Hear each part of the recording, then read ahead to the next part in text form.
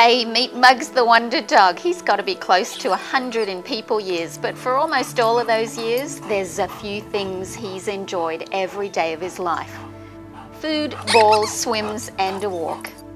What's so interesting about Mugz the Wonder Dog? Look, listen, and maybe we can all learn a little from him.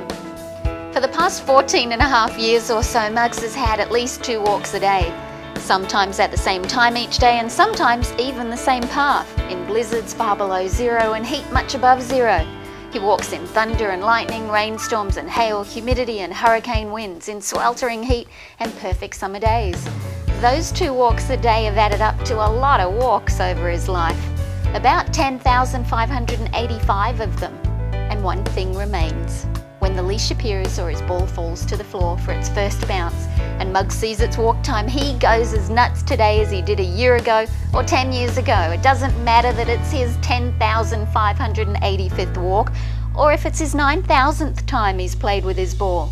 He has the same excitement today as he did for his first 100 walks. It matters not what day of the week it is, whether the first walk was an hour ago or 12 hours ago, or whether it's a long walk or a short walk. Mugz is just plain excited at the prospect of that same walk he does every day.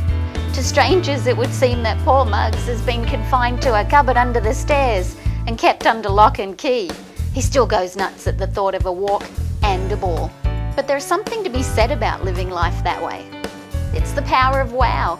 It's the ability to look at each day fresh, to see new things in old, to hear greatness in what could be the mundane, and to never tire of the things that make life just grand.